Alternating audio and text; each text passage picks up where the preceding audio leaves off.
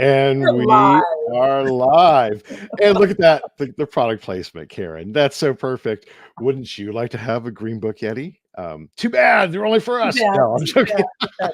No, it really is. This is a fantastic staff gift that we had this year with our new logo and our kind of new branding with the lowercase b. And anyway, so Lenny and I were just talking about it. So I hope you all are hydrating to start your 2024. Absolutely. So happy Friday, Karen. Happy Friday, everybody. We've got a lot to cover. So Because much. because CES, right? I mean, that was a big part. We'll get to that. But why don't we dive in? 'Cause there's a couple things we want to make sure we touch on. Yeah, there's again, and we'll talk about why we're paying attention to CES and why that's something that Lenny and I were both fixating on a bit. But first, we had such big announcements coming out of Greenbook this week, which was we announced our 2024 FutureList honorees. So it's been such a great week to see people who were both not just honored to be honored, but also some were just surprised, genuinely inspired. And that's part of why this particular award is so important to us, because we really do focus on criteria for our judges that help pick just people that are really our future in this industry. And it's been such a fun week to watch. Yep, absolutely. And we've been doing this for, gosh, what, 4 or 5 years? 5 years now, I think. I think so. Yeah, and it really, this is one of those things that does it matters. It's a great way to honor younger folks in the industry, and not just age wise, but I mean, from a kind of seniority perspective, they're making a difference. And watching some of those earlier folks, a lot of them are kicking ass and taking names. So yeah, it's been really cool to watch. And one thing I wanted to share with everybody is the judges that we have assessing all of the applicants that make it through to the final rounds.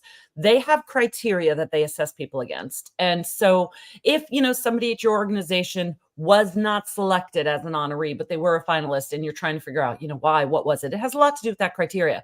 So I started thinking about some of the people that I know felt like, perhaps one of their direct reports should have been on there. And I was thinking, add this into their goals for the year. If they're still kind of fresh enough to the industry, they can work on leadership skills, their innovative thinking skills, their dedication and industry involvement, their professional growth and kind of drive, their community engagement, volunteerism, mentorship.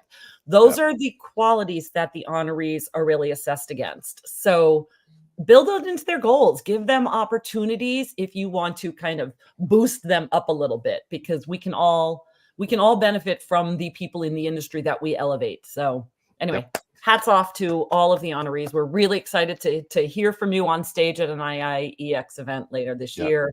And everybody be paying attention. We'll be featuring them in articles, having some on the podcast, and they all have an invitation to take to our stages. So it's such a fun year. It is, absolutely. So all right. So between innovation, I guess, a little bit of a little segue there. Yep. There's this little event called CES that took place. And I think it's important to just point out the reason. It's not like we're all in, consumer electronics, which is the nature of the show, or the origination of the show.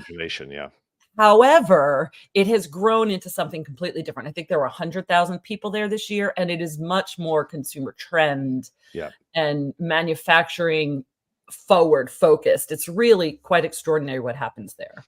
Yeah, absolutely. So fair warning, guys. We're going to give a quick kind of condensed, but there's a buttload of links to other stuff that we'll post that we may not address directly, of other summaries. We didn't attend. Although one day I would like to. Although I will say it was interesting. There's another thread for shout out to our friends at Research Wonks, which is a kind of a private listserv of folks, mostly in advertising research. Anyway, that's new to me. Research Wonks. I don't even. Yeah, the Research Wonks. Yeah, and they had a meetup, which, as an example, so a lot of researchers in advertising and marketing specifically attend that event, and attended this year because there was so much that has implications for us. the and interesting, Steve Koenig, the Consumer Technology Association VP of Market Research, Yeah. joined CoinDesk TV's coverage. Yeah. So, way to go, researchers, Well, and researchers Stephen. for being there, and I think it's clear when you start to read some of the summaries and watch that little video. Carly already shared the link for that, and there's an article that I found that really says, Metaverse was definitely prominent, and I'm like, yeah, we've been talking about the Metaverse for a while now. Like, like Yeah, Metaverse was prominent. Sustainability was a big deal this year. Lots of startups focused on sustainability in kind of at the commercial level. So I thought that was really refreshing. We've also been talking about sustainability for a while now too. So metaverse, sustainability, virtual tech, and wait for it, AI. yep, yep. Yeah. Lots of AI, Yeah. and lots of AI that's directly related to our industry. Yeah. So, I noticed a few things. There were some startups that have a kind of Web3 personal data privacy model, Yeah. similar to Veriglyph, one of our sister companies Yeah. or initiatives. So it was a big deal. A lot of focus on advertising, going cookieless, right? The changes that are happening with Google, future of SEO, and all of those things wrapped up Yeah. in AI, Yeah. uh, as well as folks talking about marketers at that event, and a great find for you from you on how marketers are leveraging AI for insights generation Yeah. across multiple data sources, Yeah. not just direct market research. Yeah. So Yeah. I yeah, mean, I think there was large marketers too. I mean, you will talk about Walmart in a minute, folks. But yep, but also I think in one of the articles I had read, it was like, Reddit talking about how they use it. That might seem to make some sense because Reddit, it's that kind of a platform, but also like Duolingo was in there and, mhm, just other kind of SaaS platforms that have become very mainstream and how they're using AI. So to all the insights providers and platforms out there listening, recognize that the end companies are leaning in for not just insights, obviously across their platforms, but for insights and everything. It's like this is it. This is yep. the way now. Yep. Well, and you mentioned Walmart, and I actually want to get your perspective on this, but kind of background, right? It was Yeah. about a year ago at IAX North America last year that they came out talking about Walmart Luminate, Yeah. their bespoke research offering, Yeah. um, and they've been somewhat quiet for after that kind of launch, Yeah. but yet here we go. Right Yeah. at CES, they kind of unveiled that, Yeah. and And so they yeah, unveiled it with two major partners also. Bimbo Bakeries, which you might know if you are, track food and beverage at all, but also Kimberly Clark in the CPG space. They were on a Walmart hosted panel discussing Walmart Connect and their Luminate data platforms. So they've got CPG brands actively engaged with them as a data insights provider. So yep. that's Yep, just happened. and lots of implications with, Yeah. on how they're utilizing AI, and I've heard a rumor that there may be a presence at IIEX, again this year, Yeah. so Well, just have to we'll see. that to ourselves till everything gets confirmed. Yes, hence a rumor, hence a rumor, uh, Yeah. but I think the takeaway there, Yeah. right? And we talked about AI a lot, but we haven't really talked about this specific thing, so let's just dive in just for a minute. Yeah, yeah, of course. Uh, we've seen a trend happening for a few years of companies we would have normally put in the client category Yeah. being suppliers. No big Yeah. surprise. That's primarily been tech companies, Yeah. where there's that hybrid component. Yeah. But we've certainly some retailers. You know, dunnhumby was kind of the original component of that, Yeah. and then Kroger launched 8451, Yeah. and it's leveraging not just their internal data because they have a lot, but Yeah. also bespoke custom data. Yeah. Uh, Walmart entered the fray last year again with anybody could utilize Walmart Luminate, although it Yeah. was designed for their customer base Right. and leveraging their data. Right. Um, but Anybody could engage, and we're going to see more of that. And here's the the piece: AI Yeah. unlocks Yeah. more access to the information. It makes it more usable. And that's the thing. It's about data. It's about Yeah. monetizing and utilizing data Yeah. in new ways. So do not be surprised, folks, Yeah. when we see more and more companies offering very overt research-oriented solutions like this, leveraging data. It's not Yeah. the world of IRI and Nielsen and those guys that kind of used to take that and monetize it. That still is going to exist, but we will certainly see more companies like Walmart. Yeah. I would suggest Target, Yeah. CVS be another example. They're going to offer more and more solutions themselves.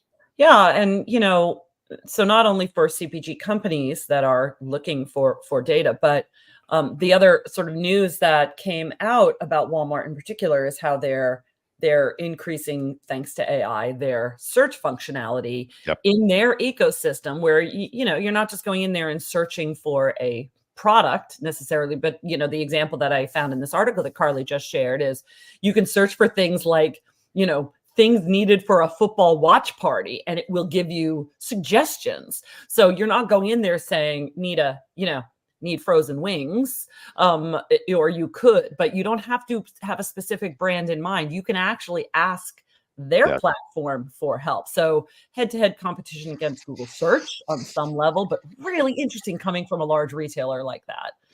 It, Super yes, fascinating. Yeah. it really is. And there's that idea. We're gonna, as the year progresses, we're gonna talk about that a whole lot more, and to get prepare everybody to think about Yeah. the implications of changing how we think about the web and the Yeah. purpose of the web, Yeah. and the purpose of companies like Google and these infrastructure players.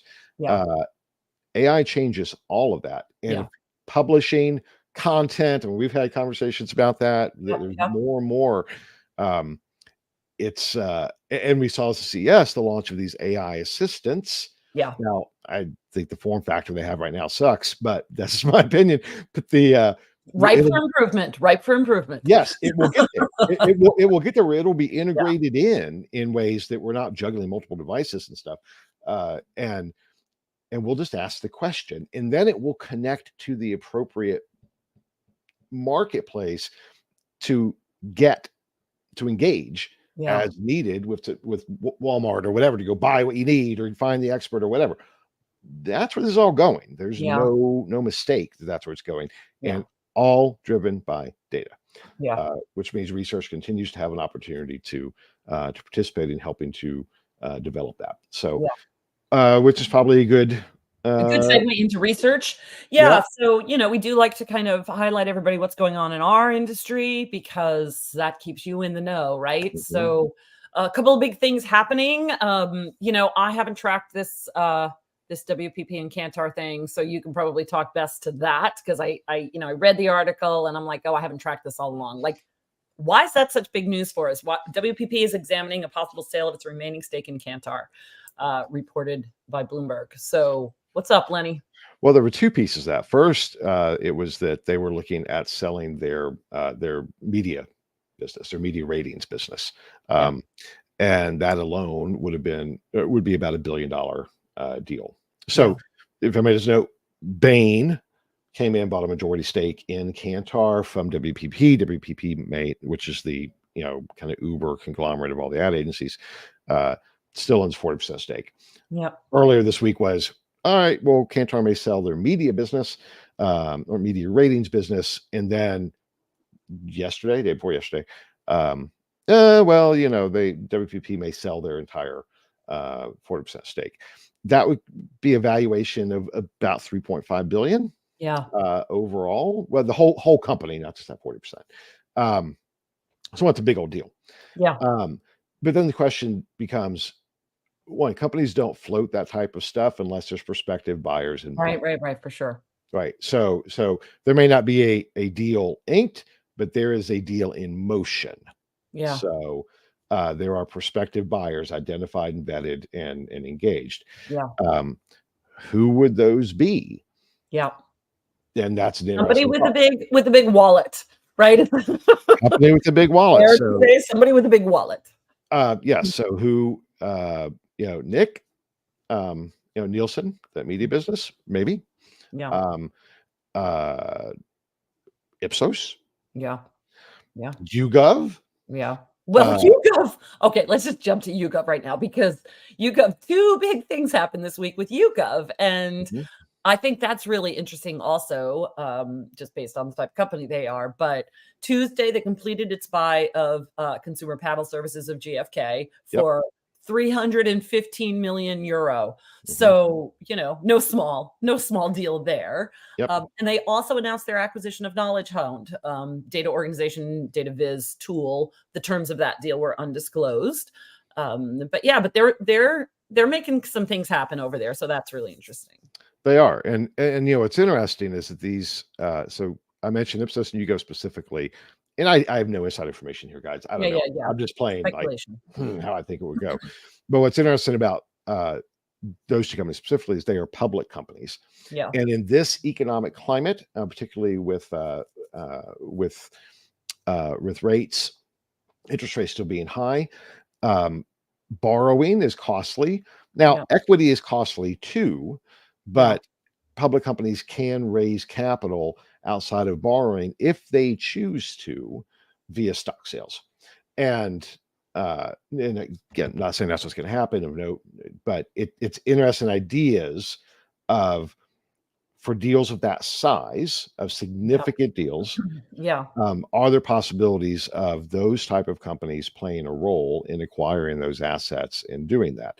Yeah. And there is always the possibility that it's I could see um, Forrester Mhm. or McKinsey Mhm. or Deloitte, Mhm. Yep. making plays in this as well. Yeah. So that's the significance of both. Not YouGov is growing, but then this Kantar deal, it opens up the possibilities either for consolidation or for something that we've predicted and seen pieces of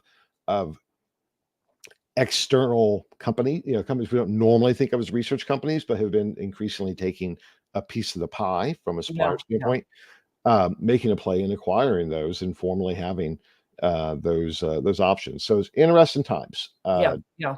when big players like that are on the market. It does matter. Yeah. Um, they control a significant amount of revenue, significant amount of spend.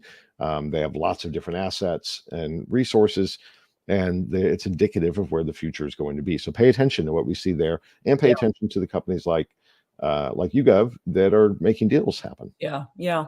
I think it's also important to pay attention, excuse me, to the companies in our industry that are growing and doing really well. So news came out this Yes. week that Reach 3 and Rival Tech are on this on a growth wave, right? 30% growth in the second half of 2023. Yep. And I think it's interesting because I was also tracking a conversation in a private Slack group that I'm in. People are worried because they did not have a great second half of 2023. Yep. So what's causing that divide from who did well and who did not? And you think, what are they doing? Well, quite a heavy lean into AI. So think about where your investments are and where the growth is, and track that for your own firms because Yep. Lenny, I could preach again, but you have to be leaning into the tech services and the tech offerings because that is where the growth is showing. Yes. I mean, and there's Rival certainly an example of that. Which shout out to them. I'm actually doing a webinar with them Oh, cool. next week. Yeah. Excuse me. Make sure you tell our marketing team that too, by the way. That's No, it's a Greenbook webinar. So yeah. Oh, yeah, good. it's one of our They webinars. invited you to. You never know. They invited me to host it. Yes, so I'm hosting it. Good. But you made the point. I think that's the trend. We just got fresh grit data. Nelson's going. I hope to have crosstabs for that this weekend. Cool. And we'll publish in the spring. And it'll be interesting to see what we're seeing. If we see that reflected in the data, I suspect that we will. Cool. More of that. Anyway, Cool. all right. Yeah.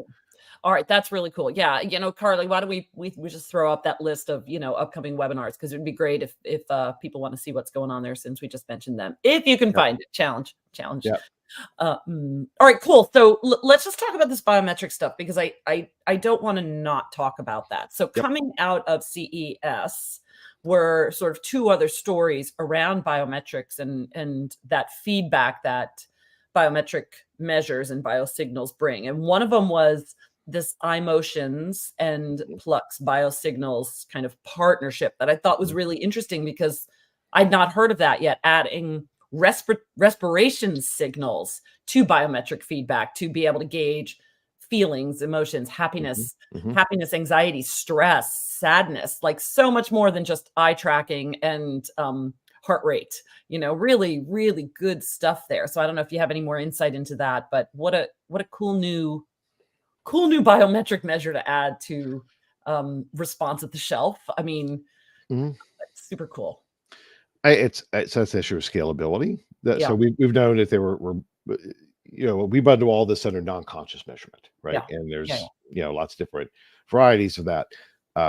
The biometrics are things that are connected to the body and are measuring things that are happening in the body that are indicative of emotional states. Yes.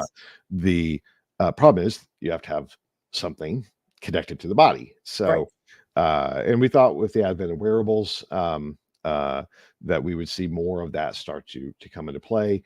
Obviously, iMotions is seeing that as well, and are preparing for that opportunity, where not only is there kind of bespoke custom, hey, come here, do this, wear this type of scenario, but we'll also be able to collect it from other devices that are connected that we as consumers wear and utilize throughout the day. And the science is absolutely there. We know that there's, think about polygraphs, right? That's it's been out for a long time. We know if somebody's sweating more, if their heartbeat increases, whatever, there's some emotional reactions that are going. So yeah, a good thing. And I think that is indicative of, as all of the who, what, when, where, and how of data becomes just more and more accessible and easy because of AI, understanding why increasingly becomes important. I've always been bullish on non-conscious measurement as a category within the industry. We've seen that grow. We've seen it grow in adoption. Things like this indicate we're going to continue to see that because brands are going to want to understand these other components that are necessary to really understand what drives people to make the decisions. So cool stuff. Yeah. And, one of the things that came up at CES that we have talked about before on the show, because I'm incredibly interested in smart rings right now. And, one of the things I know we laugh. It's funny. The laughter is because I really have wanted an Aura ring, and I was sort of hoping that my husband would pick up on all of the hints. Didn't. Anyway, but I finally said, if I can buy myself flowers, I can certainly buy myself an Aura ring. So now I'm taking it on myself. But what they talked about is how many different wearable rings, smart rings, are starting to get onto the market now and give Aura rings a run for their money, and how much data that particular wearable can take in. It's really unbelievable. And I think the appeal of it is, we're not talking about glasses on our face or probes that we're wearing on our arms or anything like that. We're talking about a ring that can easily be disguised with your other jewelry. So I think the appeal is absolutely like a sustainable device that just becomes a part of your accessories, and really, really doable for so many people. And the data that they're capable of tracking, the personal data, feels so empowering. And anyway, that was all over CES also. I just thought, it was. And let's not count out the Ray-Ban with their smart glasses were apparently a big hit as well. So yeah, right. They're cool. Like, that's the thing, is it, like, we may not all be wearing, big old ugly glasses, but if you put them into, something that's like a fashion statement, we're okay with that. Really interesting.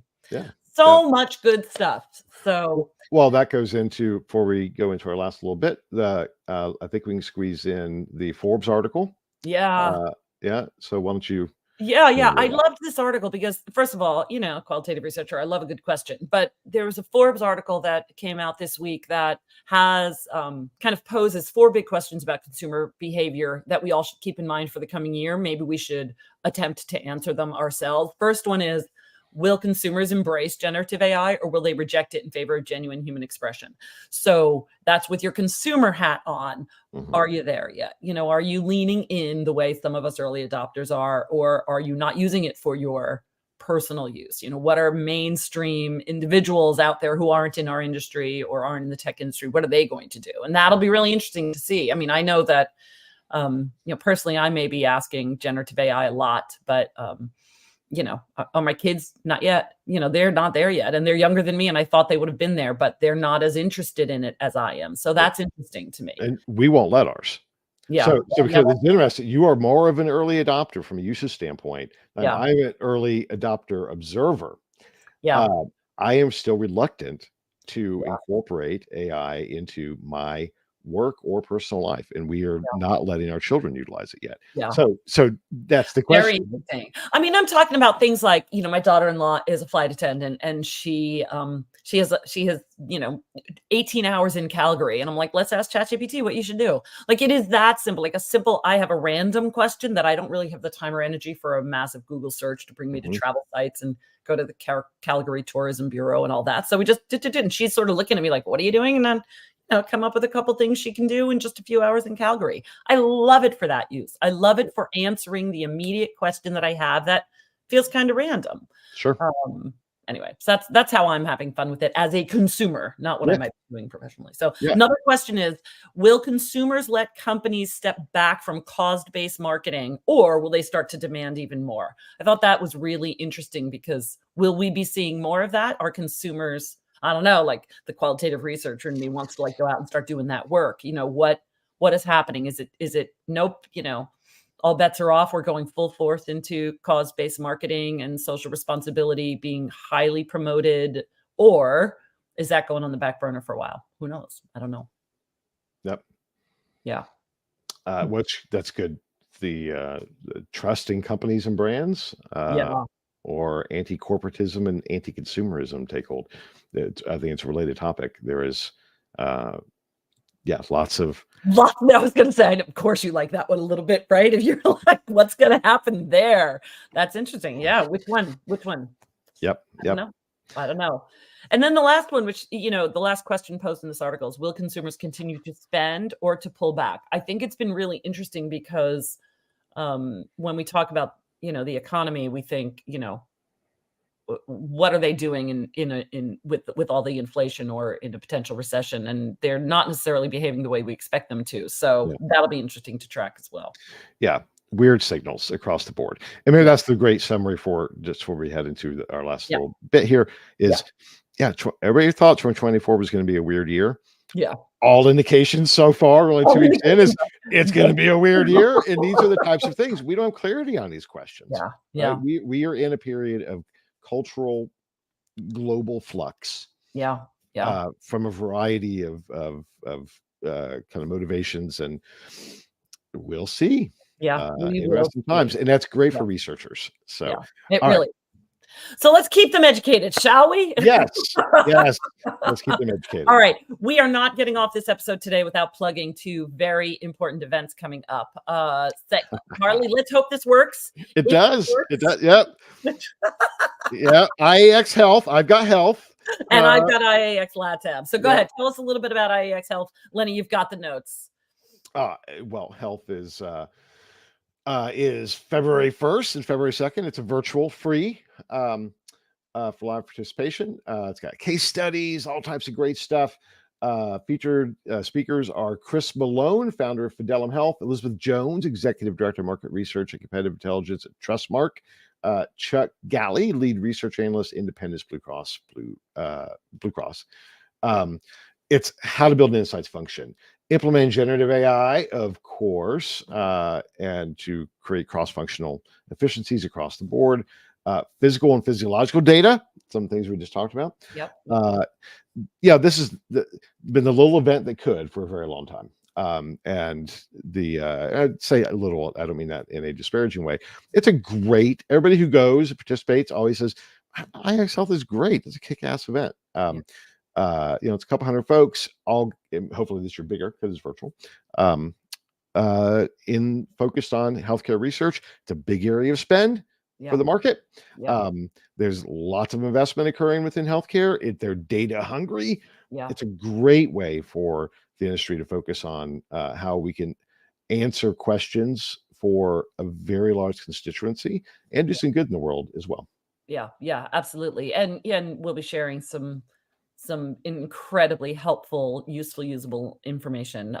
There's from, White Swan Data, who is, that sort of nonprofit that is doing amazing things for the healthcare industry and consumers that need a little support. I have a doctor coming out of Brigham and Women in Boston talking a little bit about how he analyzes data, really complex data sets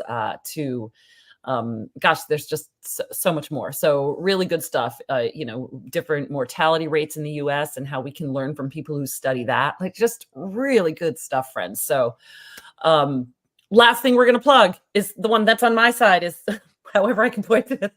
Right. No. Whatever. The one that's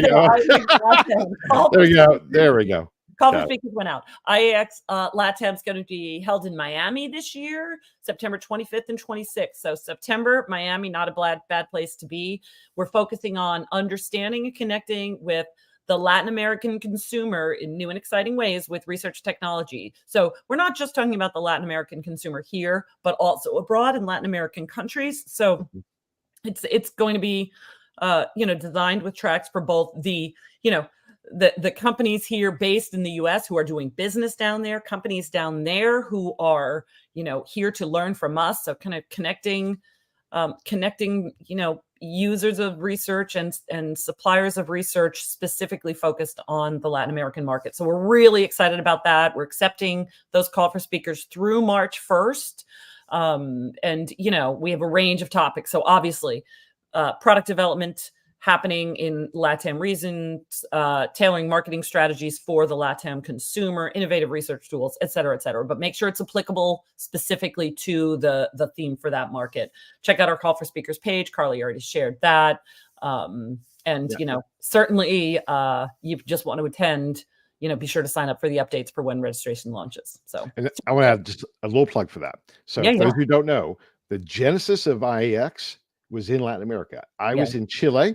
And Rafa Cespedes and Alice Garnica and a couple other folks said, hey, why don't you guys do an event? And our very first IX was in Latin America, was in Brazil. And then we spun it off as kind of a separate brand for years. So this is an event near and dear to my heart.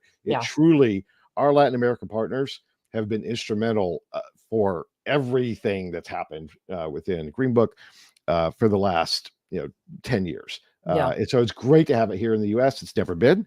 And if you've not attended, you really should. It's wonderful people, great vibe, and it's gonna be a lot of fun. Yeah, and what a deep dive it's going to be into all things LATAM. So excited to be partnering with Rafa again, and making this happen. So super cool. Thank you for your time and patience today, friends. As we ran a little bit over, but so much to cover. It was. But we did it. We did three minutes. That's all right. We're all right. We're all right. Yeah. All right.